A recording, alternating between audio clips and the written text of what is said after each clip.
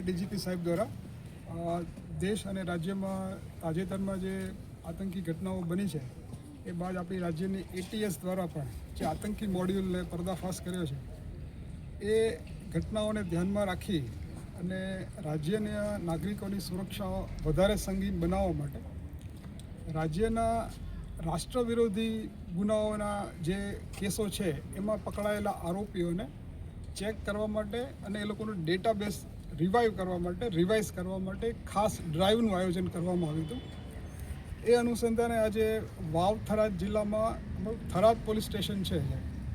એમાં રાષ્ટ્ર વિરોધી જે ગુનાઓમાં પકડાયેલા છે એવા આરોપીઓ એનું આજે અમે લોકોએ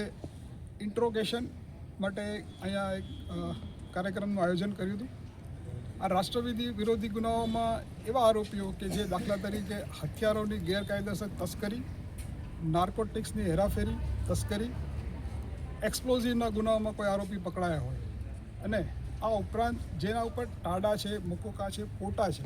આ પ્રકારના ગુનાઓમાં જે સંડોવાયેલા હોય એ પ્રકારના આરોપીઓનો ડેટાબેઝ તૈયાર કરી અને છેલ્લા 30 વર્ષના ગુનાઓનું ડેટા લઈ અને થરાદ પોલીસ સ્ટેશન ખાતે આ બધાનું આજે ડોઝિયર તૈયાર કરવામાં આવ્યું છે. આ આપણો વાવ થરાદ જિલ્લો એ નવો જિલ્લો છે. આ કાર્યક્રમ આટલા મોટા સ્કેલમાં કરવાનો અને બધા એક જગ્યાએ ભેગા કરવાનો મુખ્ય હેતુ એ છે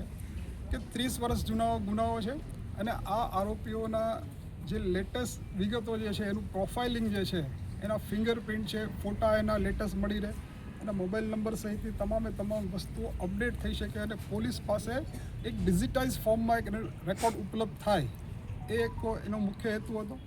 અને બીજું મેં કીધું એમ આપણો વાવ થરાદ જિલ્લો એ નવો જિલ્લો છે.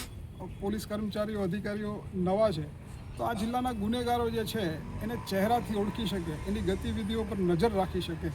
અને આવનારા સમયમાં વિસ્તારની સુરક્ષા આપણે આવા રાષ્ટ્ર વિરોધી તત્વોથી કઈ રીતે કરી શકાય એ સુદૃઢ કરવા માટે આજે આયોજન કરવામાં આવ્યું હતું. અને બીજો આ કાર્યક્રમનો હેતુ એ પણ છે કે લોકોને નસિહત મળે, આ લોકો પાસેથી ઇન્ફોર્મેશન નેટવર્ક મળે, પોલીસ અધિકારી કર્મચારીના સંપર્કમાં રહે તો આ લોકોને મેઇન સ્ટ્રીમમાં લાવવા માટે પણ એના ઇન્ફોર્મેશન નેટવર્કનો કેવી રીતે ઉપયોગ થઈ શકે એ દિશામાં આજે અમે લોકોએ આરોપીઓનો